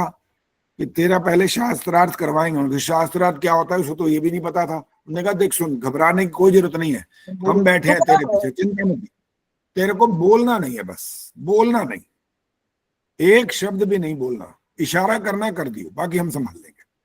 शास्त्रार्थ का दिन तय होता हो गया, आगे बैठे, इधर से शुरू। अब इसने क्या किया, विद्योत्तमा ने ऐसे किया, ये किया ये। अब वो बेचारा बोलना तो था नहीं उसने। अब उसको पता है लगा क्या, ये सामने जो बैठी है क्या कह रही है पता है? ये कह रही है एक आंख निकाल दूंगी, तेरी एक आंख निकाल दूंगी। तो शास्त्रार्थ करने आया ना, देख ये रहा, और इसने फट यूं करा, अच्छा तेरी ऐसी की तैसी एक, मैं ये किया इसने। अब वो बात हुई कि पंडितों की, भाई ये आपने एक क्या बोला, ये नहीं बोलेंगे, बाकी तो हम बोलेंगे, आप बताओ हमने एक क्या कहा है। ये ने कहा मैंने ये कहा कि ईश्वर एक है, मैंने ये कहा है। विद्योत्तमा की तरफ का जवाब यह है, एक ईश्वर है। मैंने कहा ये तुम्हारे जो पंडित जी है ना जो बोल नहीं रहे, ये बताइए क्या कह रहे हैं, दो ईश्वर हैं क्या? मैंने कहा आपको कहा है इसने? तो हम बताएंगे ना क्या है दो, आप बताओ फिर क्या कह रहे हैं ये। मैंने कहा ये हमारे गुरु जी हैं, पहुंचे हुए हैं, बहुत तुमसे बहुत आगे हैं ये, तुम तो अभी इतना तक हो, ये तुमसे बहुत आगे पहुंचे हुए हैं कि क्या समझाओ फिर, ये एक ईश्वर की जगह दो ही क्यों बोल रहे हैं? कहा सुनो, ये कह रहे हैं तुमने तो एक चेतन सत्ता की बात की है, ये दो चेतन सत्ताओं की बात कर रहे हैं, एक ईश्वर भी है और एक आत्मा भी है, दो चेतन सत्ताएं, तुम तो एक को माने बैठे हो। वो तालियां बजा दी थी लोगों ने, ले वही तो कमाल हो गया, ये तो पंडित जी वाकई कमाल निकल गए। अब उसने क्या किया, उसके बाद उसने यूं दिखाया है विद्योत्तमा ने, ये वाला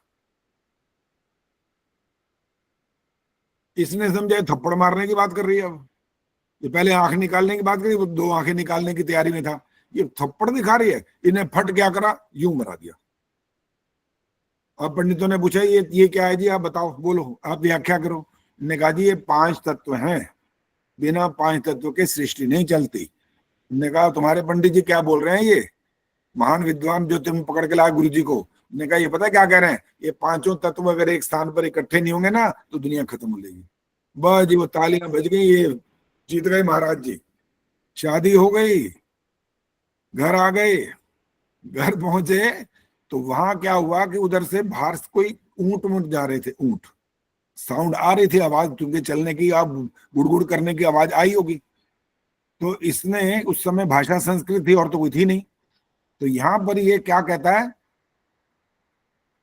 वो पूछती है विद्योत्तमा को गच्छति, तो इसने जवाब दिया उट्रा उट्रा उट्रा उट्रा।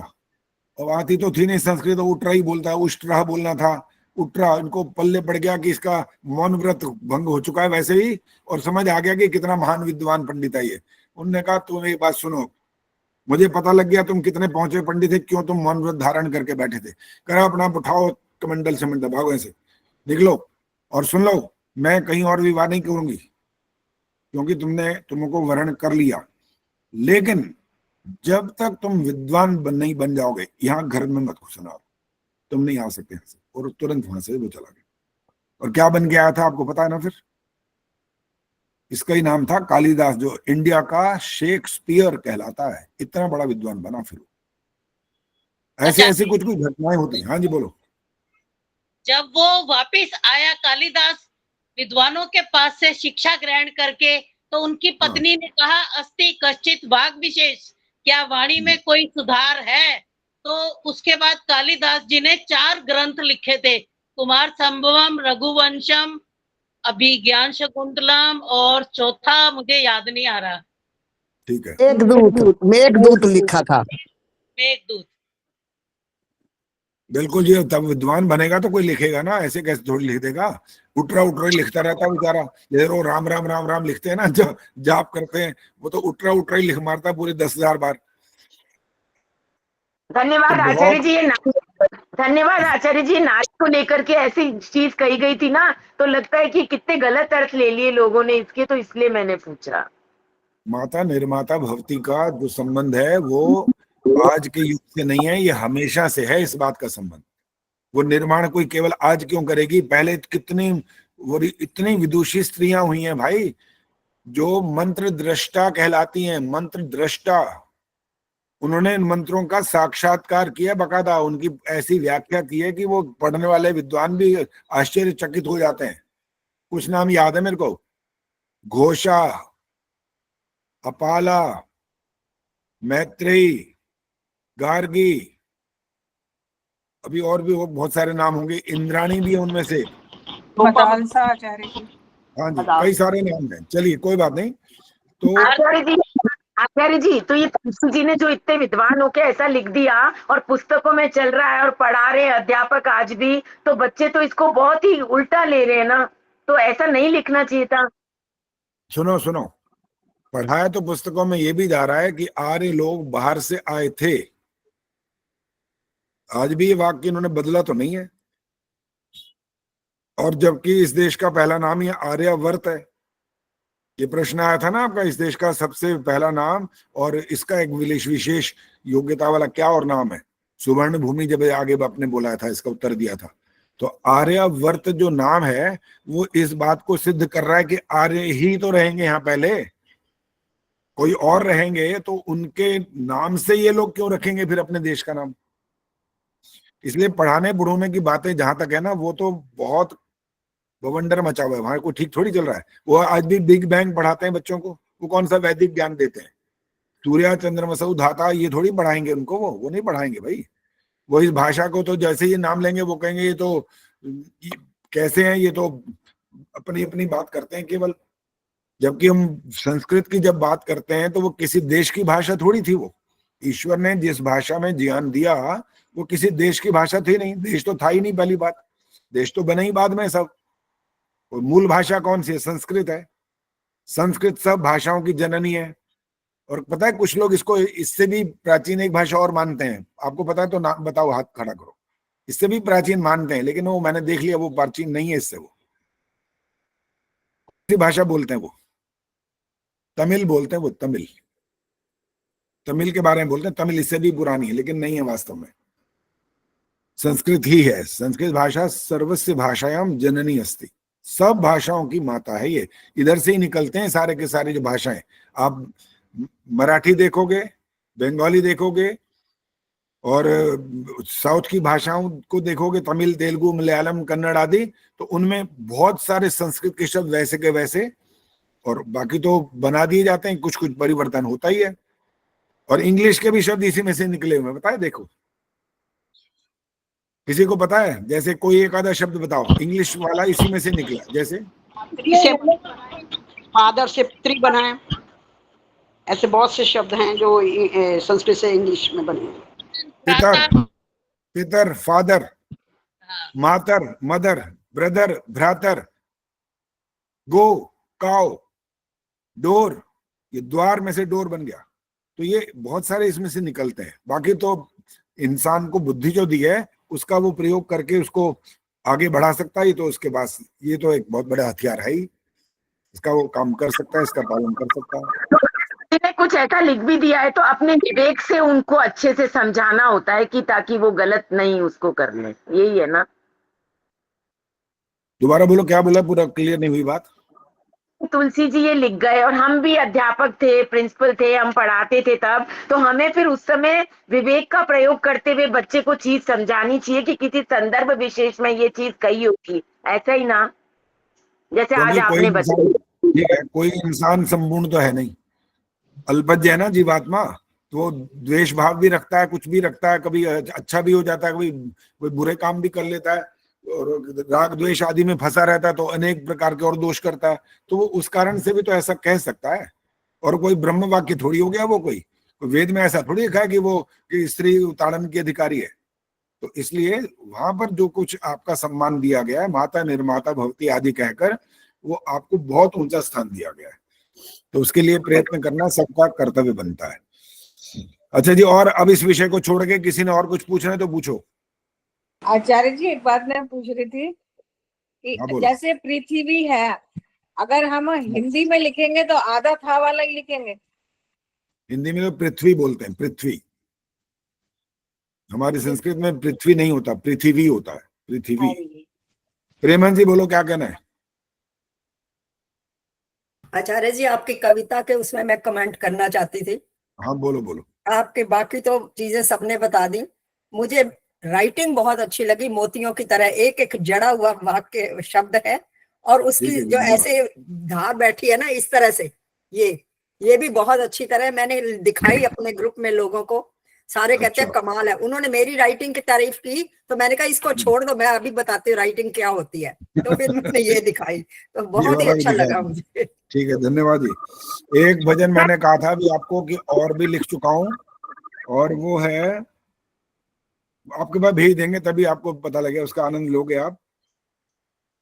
और उसमें हमारे जीवन को और अच्छा बनाने के लिए ऐसा विचार उसमें रखा गया है। वो भजन भी भेज देंगे आपके पास। तो अब 3 भजनों की जो धुन है वो जब रिकॉर्डिंग करके आपके पास भेजेंगे तो उसके आधार पर आपको वो भजन गा करके भेजने होंगे। क्रम बीच बीच में अलग अलग होगा, तीनों एक साथ नहीं होंगे, पहले एक आएगा, फिर बीच में और प्रतियोगिता होगी, फिर कभी फिर और आएगा, फिर ऐसे ऐसे बदल बदल के करेंगे, सारे तीनों भजन एक साथ नहीं करेंगे। हाँ जी सुनीता जी बोलो। आचार्य जी इस बार भी ऑप्शन होगी कविता की, भजन के साथ कविता की ऑप्शन जैसे पिछली बार रखी थी? हाँ बिल्कुल करेंगे, जो नहीं गा सकते हैं तो उनके लिए अंक नहीं तो कम ना हो जाए उनके भी, तो उनको कविता का अवसर जरूर देंगे जी। धन्यवाद। और कविता का जिस तरह से आप भी पाठ करते हो, आपने सुनाई है कई बार, तो और लोग भी इसमें अपनी प्रतिभा को निकाल सकते हैं ना, उभार सकते हैं, वो प्रयास करेंगे तो और अच्छा हो जाएगा। आचार्य जी 5वें भाग की परीक्षा का। आचार्य जी एक बात पूछना चाह रही थी कि जैसे गायन का है, तो अगर गायन के लिए अपना कुछ अभ्यास करना चाहें तो उसके लिए भी कुछ टिप्स है क्या? ट्रैक है, जो ट्रैक बना के भेजेंगे उसके साथ अभ्यास करते जाओ, अच्छी तरह अभ्यास करो, आपको जच जाए, किसी और को सुनाओ, फिर रिकॉर्डिंग करके भेज दो, ये तरीका है बस। यहाँ बैठे बैठे आपको कैसियो तो नहीं सिखा सकते, यहाँ तो गिटार नहीं सिखा सकते यहाँ बैठे बैठे, जबकि यहाँ जहाँ बिल्कुल जाते हैं जिन बच्चों के पास उनको सिखाते हैं, तो वहां उनके पास इंस्ट्रूमेंट भी होता है, उनकी गलतियां भी बताते हैं, उनको ठीक भी कराते हैं, प्रैक्टिस करके दिखाते हैं उनको, सब तब सिखा पाते हैं। यहाँ तो ऐसे नहीं हो सकता, ऑनलाइन कुछ चीजें हो सकती हैं, बाकी सारी चीजें नहीं हो सकती। राज्य के 5वें भाग की। 5वां भाग क्या जी, बोलो दोबारा। 5वें भाग की परीक्षा कब होनी है? अब बस आने वाला है, उसका भी सूचना कौन सी देर लगनी है, आप तैयारी करके रखो। ये तो पहले बोल दिया था कि इसके बाद उसकी परीक्षा है, और मंत्र तो 4 ही हैं बस, बाकी तो सर्वमयी पूर्णम स्वा है बस। वो चाहे तो हम आपके इस बुधवार भी ले सकते हैं और लिख के भेज दूंगा, और उम्मीद है बुधवार को ही होगी। दिन तो आपको मिल गए 4-5 बीच में, कम थोड़ी है, बहुत है। आचार्य जी 41वां प्रश्न 11वें समुल्लास का, इसमें इस शब्द, इस लाइन का क्या अर्थ होगा? वह धर्म, अर्थ, काम और मोक्ष प्राप्ति के फलों से विमुख होकर नष्ट हो जाता है, कौन? कौन सा प्रश्न है? 45वां 45। एक सेकंड निकालने दो जरा।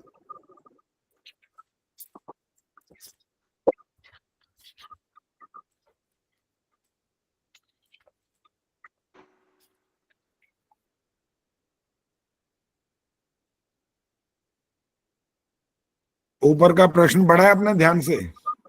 हाँ जी, मूर्ति पूजा करते करते क्या मोक्ष सिद्ध नहीं हो सकता? तो ये अंतिम लाइन है ना, कौन नष्ट हो जाता है? यही तो होता है जो जिसका ऊपर नाम लिखा हुआ है, जो मूर्ति पूजा। प्रश्न क्या था? समझ आ गया, मूर्ति पूजा वाला, ठीक है ठीक है। जड़ की पूजा करते करते बस जड़वत हो जाएगा आखिर में। एक दिन मेरे को मेरे स्कूल में एक दिन कह रहे, बहुत सारे बच्चे थे, वैसे वो विद्वान भी थे और 70 साल से ऊपर थे, उनको स्पेशल अरेंज किया था, मैथ्स बहुत अच्छा पढ़ाते थे बच्चों को, 12th के बच्चों को रखा हुआ था। तो मेरी बातचीत उनसे होती थी, जब उनका फ्री पीरियड होता था मेरे पास म्यूजिक रूम में आते थे वो, तो हम चर्चाएं करते रहते थे। तो एक दिन उनकी बात हुई मेरे से वाली बात, कह रहे आचार्य जी आप बोलते तो बड़ा अच्छा हो, समझाते हो, एक एक बात को क्लियर भी कर देते हो, लेकिन हमारे में एक थोड़ी सी बात है अभी भी। मैंने कहा क्या? कहने लगे जी मैं तो रोज बकायदा वो ऐसे आरती करता हूँ, दीप जलाता हूँ और ये वाला ओम जय जगदीश्वर ये सब बोलता हूँ, यही पूजा करता रहता हूँ। तो मैंने कहा देखो जी आप अगर बुरा ना माने तो अच्छा है, क्योंकि आप उम्र में बड़े हैं मेरे से, इसलिए, लेकिन मैं आपको ये बोल रहा हूँ, ये इससे आपका कल्याण नहीं होने वाला। कहने लगे देखो, फिर मेरा नाम लेकर के बोले कि विजय जी देखो ऐसा है, आप मान लो आप 5वीं क्लास में और मैं भी पहली क्लास में हूं, ऐसा मान लो आप कम से कम। तो मैंने कहा ये भी मैं नहीं मानने को तैयार। कहने लगे क्यों, अब क्या दिक्कत है भाई, आपको मैंने बड़ी क्लास में बैठा दिया, मैं छोटी क्लास में बैठ गया, तो फिर मैंने कहा पता है आप कर क्या रहे हो असल में, आप अपने आप को इसके साथ जोड़ते जोड़ते जोड़ते जोड़ते जोड़ते एक दिन 5वीं में नहीं पहुंचोगे, एक दिन 5वीं कक्षा अपने आप नहीं आएगी सामने। पहली कक्षा पास जब तक नहीं करोगे 5वीं पहुंचोगे कैसे? तो आपको पहली के साथ ही तो जोड़ के चलते रहोगे तब तक, तो 5वीं कैसे आ जाएगी भाई? पास कर लो पहले ये वाली कक्षा, छोड़ दो इसको। और उनका आधार कहने का ये वाली बात थी कि हम अभी थोड़ा सा नासमझ हैं इस मामले में, धीरे धीरे धीरे धीरे हम आपके उस लेवल तक आ जाएंगे। मैं कहा नहीं आ सकते। जिस चीज का आप अभ्यास करते हो ना, वो चीज दृढ़ होती है, पक्की होती है, मजबूत होती है। आदर्श बोलो क्या कहना? आचार्य जी, जैसे 44वां प्रश्न है कि जो अभी अभिमान्य व मूर्ति पूजा को प्रथम श्रेणी मानते हैं, कि जैसे मैं अपने आप को देखूं, मैं तो पौराणिक परिवार से आई हूँ, तो आर्य समाजी परिवार में आई, तो ऐसे बदल गई, तो ऐसे लाभ होगा हमें भी कुछ? हम लाभ होगा का अर्थ ये है कि आप जब से आपने ये परिवर्तन किया, लाभ शुरू हो गया, और जो पहले किया हुआ है वो दोष है, उसका दंड मिलेगा। तब हमें ज्ञान ही नहीं था आचार्य जी, ये बात भी ठीक है या गलत है? नहीं, देखो, ज्ञान नहीं था का अर्थ ठीक है, लेकिन जब व्यक्ति बुद्धिमत्ता पूर्वक विचार करता है ना, तो वो उसको उसी समय समझ में आ सकती बात। तार्किक दृष्टिकोण से विचार करना आना चाहिए व्यक्ति को, केवल इस प्रकार से नहीं। पता क्या क्या कहा गया है शास्त्रों में, नाम नहीं मुझे याद, नाम वो संस्कृत की पंक्ति आती है, वहां लिखा गया कि माता पिता और गुरु की उन आज्ञाओं का पालन नहीं करना चाहिए जो वेद विरुद्ध हो। बोलो, जबकि माता को पिता को भगवान भी मान लेते हैं लोग, और गुरु का भी नाम आ गया बीच में। माता पिता और आचार्य की उन बातों को नहीं मानना चाहिए जो वेद विरुद्ध हो। इससे आपको दोष नहीं लगता, लेकिन अगर वो विरुद्ध आप मानते रहो तो दोष लगेगा, सीधी बात है। जी आचार्य, बिल्कुल सही बात है, ये मैंने भी पढ़ा है। सुषमा कुमार बोलो। मुझे भी एक प्रश्न पूछना है। यहाँ आपके नंबर आ रहे हैं। सुषमा कुमार बोलो पहले।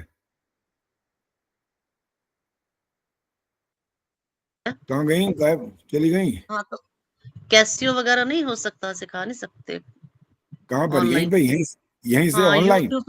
हाँ जी, हाँ जी। नहीं, यहाँ से नहीं सिखाया जा सकता। जो किताबों से सीखते हैं, तो किताबें अगर सिखा सकती होती तो सारी दुनिया सीख चुकी होती अब तक। नहीं, ये वैसे भी किताबी कहलाएगी ना, ये भी किताबी कहलाएगी। वीडियोस आती है ना, वो तो जो सिखाना चाहते हैं या जो सीखना चाहते हैं सीखते रहे, मेरे हिसाब से वो उचित बात नहीं होती है। हाँ जी, पद्मा जी बोलो। आचार्य जी, जैसे आपने पहला जो भजन लिखा है ऋषिवर के बारे में, ऐसे ही जब वो कंपटीशन होगा तो क्या जो कविता होगी वो भी ऋषि के ऊपर होगी, मतलब इस तरह से होगा कुछ?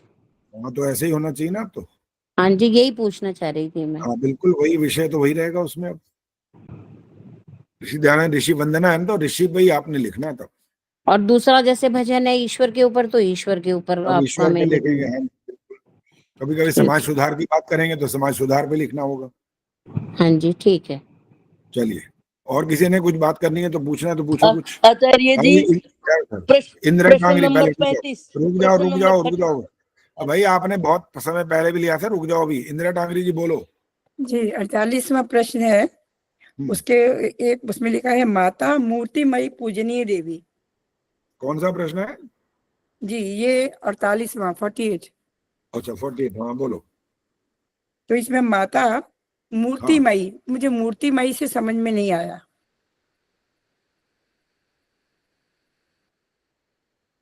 सच्ची पंचायतन पूजा इसे कहते हैं, माता मूर्तिमयी पूजनीय देवी। जी। माता की शक्ल होती है कि नहीं होती है? जी। बस मूर्ति में यही होता है। और सुनो, जैसे वो कृष्ण जी के बारे में है ना, श्री कृष्ण के बारे में, एक पालने वाली और एक जन्म देने वाली। जी। ऐसे ही कहीं कहीं जब ऐसा अर्थ ना निकले, जन्म देने वाली ना रहे, और जो दूसरी इस प्रकार की हो, माता का भी जन्म बच्चे को देते ही मर भी जाती है, तो जो उसको पालती है वो भी मूर्तिमयी माता होती है फिर। हाँ जी, और कुछ? जी, इसका संबंध फिर मूर्ति पूजा से हो गया ना, कि मूर्ति पूजा जो हम करते हैं तो वो माँ की सूरत जो है वही मूर्ति है, उसी की पूजा करते हैं। नहीं, फर्क है दोनों में। वो जड़ है। नहीं, वो तो जड़ है। उसके स्थान पे मैंने कहा है कि पाषाण की या लकड़ी की मूर्ति की पूजा करने की आवश्यकता नहीं है। जो जीवित माता पिता हैं हाँ, जीवित कहाँ? हाँ, ठीक है। थोड़ा सा पहले वाक्य अलग सा हो गया था, इसीलिए रोकना पड़ा, लेकिन आप बाद में आपने ठीक कर लिया उस वाक्य को कि वो जड़ वाली बात नहीं है, चेतन वाली जो माता है उसकी बात होती है। हाँ जी, और कौन बोला था? बोलो अब क्या कहें। हाँ, वंदना जी बोलो। आचार्य जी, ये 33वां प्रश्न है, चंक्रांकित वैष्णवों की ईश्वर को प्राप्त करने की क्या मान्यता है? तो कौन सा प्रश्न है? प्रश्न बोलो। 33वां आचार्य जी। 33? जी। हाँ बोलो। तो इसमें ये दिया हुआ है, शंख चक्र गदा और पद्म के चिन्हों को अग्नि में तपा के भुजा के मूल में दाग देकर पश्चात दुग्ध युक्त पात्र में बुझाते हैं और कोई उसे दूध को पी लेते हैं। ऐसा करना ईश्वर को प्राप्त करना मानते हैं। तो आचार्य जी ये इसका उत्तर आपका प्रश्न क्या हुआ? प्रश्न बताओ, प्रश्न क्या है? अभी प्रश्न तो आया नहीं अभी तक। जी 33वां प्रश्न था आचार्य जी। चंक्राकित वैष्णवों की, अरे सुनो, मैंने तो सुन लिया, मैं कह रहा हूँ प्रश्न बताओ, प्रश्न निकला क्या इसमें से? अच्छा जी प्रश्न तो यही ना, उत्तर जो है इसका तो मुझे थोड़ा ये स्पष्ट नहीं हो रहा, मुझे समझ नहीं आ रहा इसका उत्तर ना। इसका अंतिम जो वाक्य ना, ऐसा करना ईश्वर को प्राप्त करना मानते हैं। वो कौन मानते हैं? जो ये वाले हैं बस। वो असली में थोड़ी है ये बात, असली में ये बात नहीं है, मतलब ये। अच्छा यही समझ में हाँ वो मानते हैं, यही तो बात हुई थी जैमिनी ऋषि वाली जो बात आई थी, जैमिनी ऋषि की बात को क्या मानते हैं ऐसा। वास्तविक बात नहीं होती है वो, ये मतलब है। जी धन्यवाद। हाँ जी, और कोई और बोलो। आचार्य जी माता आचार्य जी मैं पूछूं एक प्रश्न? माता के लिए सारे एक पूजनीय, साथ बोलते हो ना। हाँ बोलो बोलो। आचार्य जी माता के लिए पूजनीय सही है या पूजनीय है? अगर आप पूरा का पूरा संस्कृतज्ञ बोलोगे तो पूजनीय होगा फिर। ठीक है। और वैसे सुनो, माता निर्माता भवती, ये वाक्य भी जो है ना, अगर संस्कृत के तरफ और गौड़ तक आएंगे तो बनेगा माता निर्मात्री भवती, ये बन जाएगा फिर। अच्छा। क्योंकि कहीं कहीं ऐसा बोलने में कोई आपत्ति नहीं होती है। और जब हम कहते हैं ना मानुष जन्म अनमोल, रे मानुष में कोई केवल पुरुष आएंगे क्या? स्त्रियां भी आएंगी ना। तो अर्थापत्ति बोलते हैं इसको, वो भी अर्थ निकालना पड़ता है फिर। हाँ जी सुषमा जी बोलो। आचार्य जी प्रश्न नंबर 33 जो है में जो लिखा है भुजा के मूल में दाग देकर, ये दाग देकर से क्या मतलब है आचार्य जी? ये होता है जो अग्नि में जब तपा देते हैं ना, उसके बाद उसको जब लगाते हैं वो होता है दागना। गोली दागना नहीं बोलते।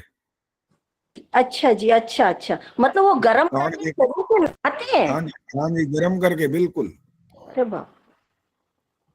अकल के दुश्मन जो होंगे वो यही तो करेंगे, इससे समझेंगे मुक्ति हो जाएगी।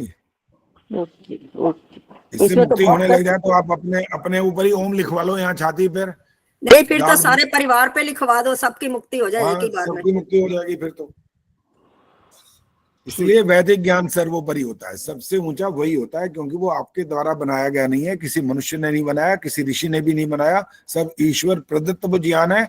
इसीलिए वो आधार होता है आपके पूरे जीवन का खाका खींचने का, जिसके अंदर सामर्थ्य है और किसी में भी नहीं है। अपने बनाए हुए तो हजारों गलतियां निकाल दो एक मिनट में, इसने ये लिख दिया, उसने वो लिख दिया, जो हम बात कर ही रहे थे आज सारी। हाँ जी निर्मला जी बोलो, क्या बोलना है? आचार्य जी क्वेश्चन नंबर 35, प्रश्न नंबर 35 में है, मूर्ति देख के जीव का परिणाम भी वैसा होता है। जैनियों का कथन ठीक है, मतलब जैनी तो ये कहते हैं कि उसमें भगवान है मूर्ति को देख करके, तो ये कथन मतलब इसका थोड़ा उत्तर मेरे को नहीं ज्यादा समझ रहा है जैनियों का। आगे जो आपने जहाँ प्रश्न समाप्त किए वहां पर क्वेश्चन मार्क है, जैनियों का कथन ये ठीक है क्या? अच्छा जी ये क्वेश्चन मार्क है, ठीक है। नहीं ये मूर्ति तो देख के जीव का परिणाम भी वैसा होता है। इन्होंने फिर उत्तर क्या दिया? जीव तो चेतन और मूर्ति जड़, तो क्या जीव मूर्तिवत जड़ बन सकता है? जवाब दो। नहीं बन सकता। नहीं बन और सकता। यदि जड़, और यदि करके बात समझाई जाती है, यदि जड़वत बन जाएगा तो इससे जीव का क्या कल्याण होगा भाई? नहीं वो हो भी सकता। पत्थर जैसा बन गया, कल पे पत्थर पड़ गए तो क्या होगा? इसलिए जो पाखंड है और इनसे ये वाली बात प्रारंभ हुई है। धन्यवाद आचार्य, धन्यवाद। धन्यवाद जी। आचार्य जी नमस्ते। नमस्ते जी, बोलो। 25वें प्रश्न का उत्तर समझाएंगे? नहीं समझाएंगे, वो रिकॉर्डिंग हो चुकी है वहां, तो वो रिकॉर्डिंग हो गई है वहां, सुनो उसको, देखो। रिकॉर्डिंग इसलिए बनती है कि उसको ध्यान से जरा सुना भी करो, पीछे समय जब निकले उसको लगा दिया करो, काम करते रहो, बर्तन मांजो, झाड़ू पोछा करो, जो मर्जी करो, साथ साथ सुन भी लिया करो, ताकि पीछे इतनी बातचीत होती है, इतने सारे तर्क वितर्क सब आते हैं, तो उनको सुनने का लाभ उठाओ ना। वो किस लिए रिकॉर्डिंग हुई है? मान लो उसको आप नहीं सुनना चाहते तो फिर फायदा क्या वो रिकॉर्डिंग करने का? कुलभूषण जी से कहते हैं बंद कर दो भाई, क्यों कर रहे हो रिकॉर्डिंग? फिर रिकॉर्डिंग का मतलब क्या निकला? रिकॉर्डिंग का मतलब यही तो है ना, जहां कहीं संदेह वाली बात आए उसको सुनो, आपकी गलतियों का पता इसी से तो लगता है बाद में। हम कहते हैं ये वाली गलत, ये गलत, आप कहते हो नहीं गलत, तो मेरी रिकॉर्डिंग सुन लो, इसका लाभ वहां से उठाओ, बार बार मेरे से मत पूछो। और कुछ पूछना है जी? बंद करें, समय हो गया बस। चलिए, अब आप परीक्षा की तैयारी कर दीजिए शुरू। बुधवार को ही परीक्षा होगी। अब केवल 4 मंत्र वो हैं, और सर्वम वै पूर्णं स्वाहा, वो एक मंत्र को आप 3 बार बोलोगे। तो बाकी चर्चा भी सर्वम वै पूर्ण ग्वंग बोल सकते हैं? हाँ, बोल सकते हैं, क्योंकि हमने यही सीखा। मैंने कहा पूछ लें, ये ठीक है करें।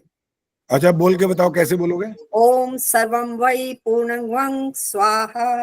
हाँ ठीक है, थैंक यू। ग्वंग बोल सकते हैं, कोई दिक्कत नहीं है। और सर्वम वै 3 बार ही बोलना होगा? हाँ, 3 बार ही बोलना जी, बिल्कुल। जैसे ये 4 मंत्र जब हम सायंकाल वाले सुनेंगे ना, तो जो वो वाला मंत्र आएगा ना, मौन वाला, तो मौन वाला आप कैसे सुनाओगे? इसका हाथ खड़ा करो जरा, देखें वो कौन बताएगा। भाई पद्मा चावला जी बताओ, मौन वाला कैसे सुनाओगे? ओम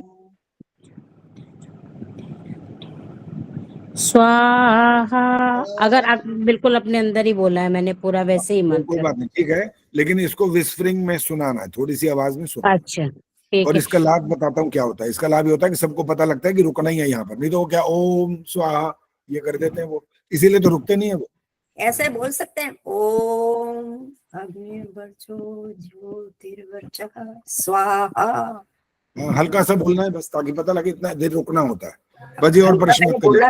आचार्य जी एक चीज और पूछनी है, ये पूर्णम बोलना है या पूर्णंग भी बोल सकते हैं? क्योंकि हमें ग्वंग की जगह अंग सिखाया गया था उसको।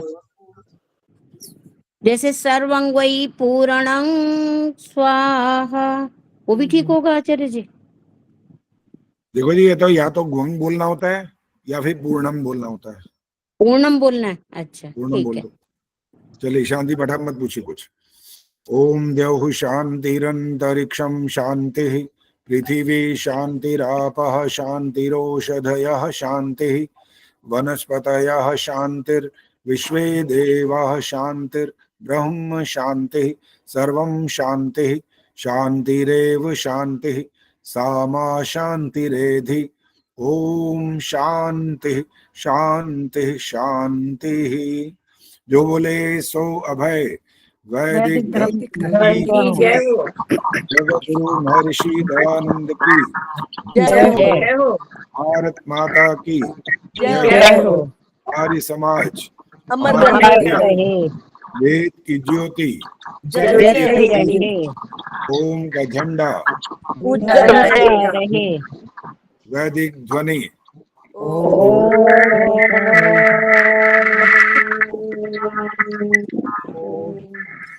वैदिक अभिवादन सभी को आचार्य जी शांति पाठ नहीं था, आपने सुनना।